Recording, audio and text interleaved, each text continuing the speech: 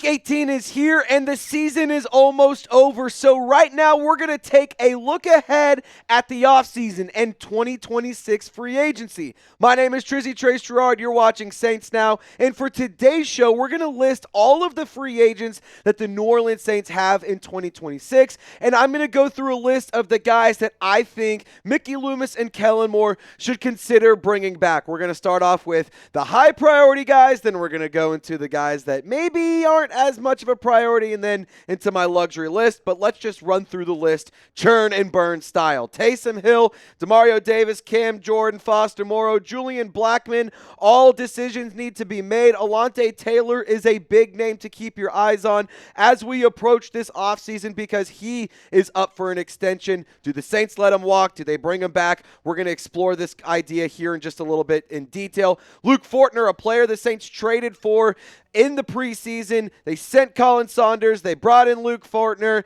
He's been the backup since Eric McCoy's been dealing with the injury. You got Landon Young, Dylan Raines, Jonathan Bullard, Will Clapp, Ugo Amadi, Jack Stoll, who recently sustained an injury. Michael Davis, Jonah Williams has been a player that's been fairly productive for the Saints defense. So is Chris Rumph, Terrell Burgess, Dante Pettis, John Ridgway. Hunter Deckers is technically a street free agent, meaning he's just ready to sign anywhere, but it's kind of the same as an unrestricted free agent as far as I'm aware. But then you get to the exclusive rights free agents, and that's Rajon Wright, Isaiah Stallbird, Zaire Mitchell-Payton, Kai Kroger, Mason Pline, and rookie Maliki Matavao, the 7th-round pick out of UCLA. Personally, when it comes to the list you see on your screen right now, you need to get rid of Kai Kroger. I do not want to see him be the punter next year. I am not going to turn this into a hit piece on the special team side of the football, but he needs to go. The Saints need to upgrade, and you cannot run it back with Kai Kroger. But who's a player the Saints have to bring back?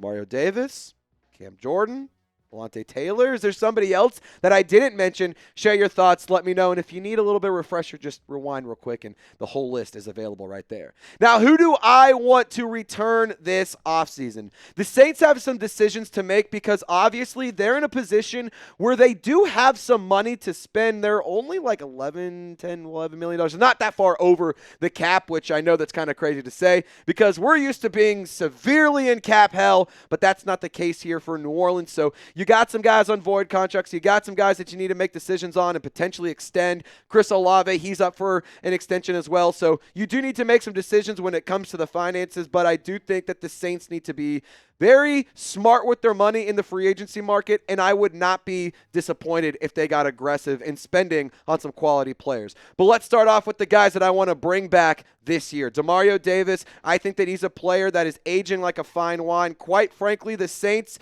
could keep bringing him back on one-year contracts for the next 10 years, and honest to God, I think he would still be playing at a high level. Alontae Taylor is definitely a guy that I want to see the New Orleans Saints invest in. I'm going to explain why in further detail just one moment. Isaiah Stallbird, a young linebacker who is lightning in a bottle.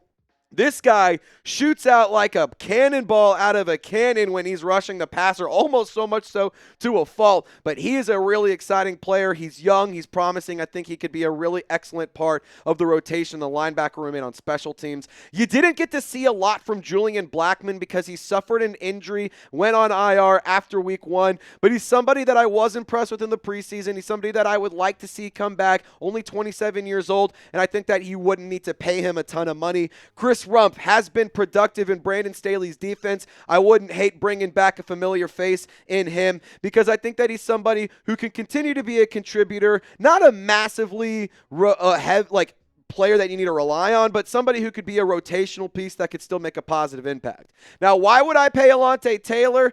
You know, I think it's fair to say that he hasn't been the most consistent, and there has been moments where you've been frustrated and you've been disappointed and it's been annoying in coverage and missed tackles here and there. But, I'm going to say that when it comes to Alontae Taylor, he's a weapon in Brandon Staley's defense. He's a chess piece that can be moved around and do quite literally anything. His versatility is off the charts, and he's somebody that has really stepped up as a leader for the Saints defense. Lopez and I have had these conversations about Alontae Taylor. He's a culture guy through and through as well, and you can tell that he loves being a part of this team in this locker room with Brandon Staley calling the defense. I think it would make a lot of sense to pay Alontae Taylor. I think there's going to be teams out there that are interested interested in his services in the free agency market. So if it's me, I would prefer to just go ahead and extend him sooner rather than later than let him test the free agency market and potentially, have his price tag get out of your budget. Now, what would you do with Alontae Taylor? Would you pay him? Would you let him walk?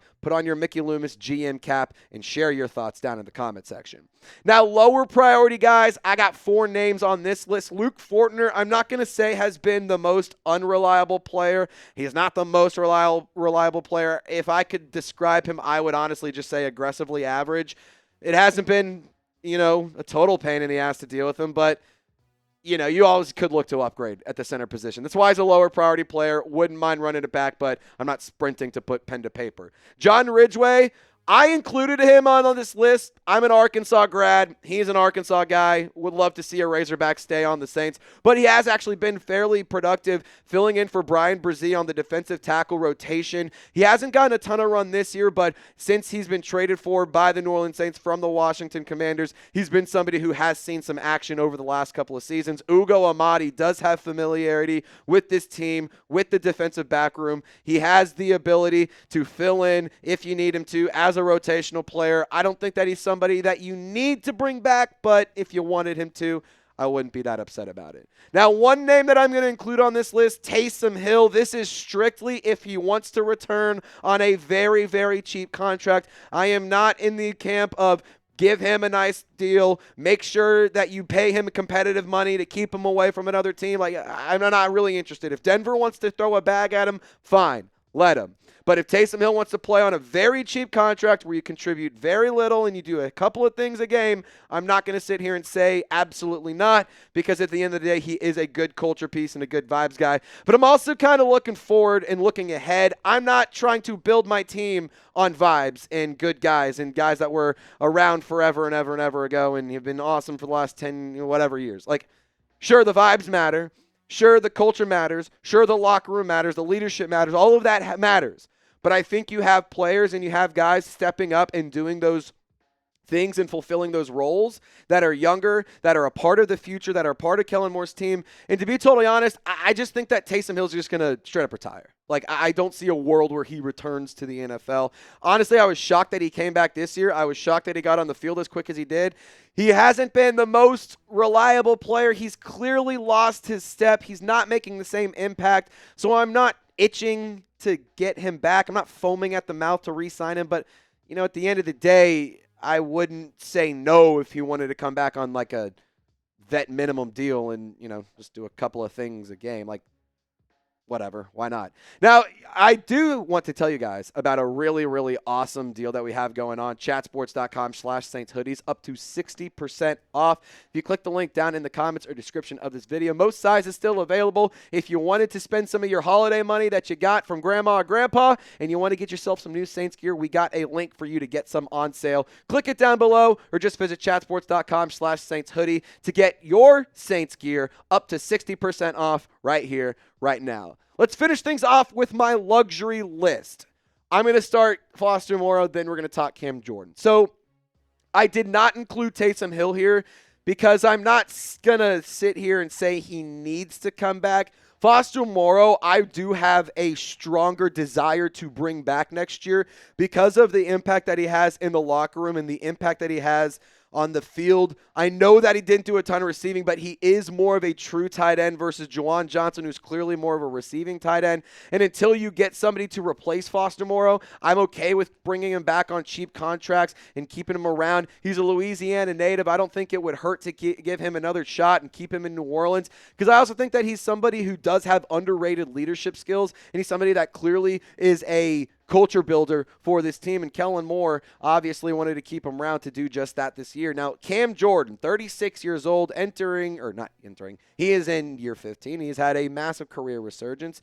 I mean, guys, this dude is just playing with his hair on fire. It's actually incredible. 9.5 sacks this year.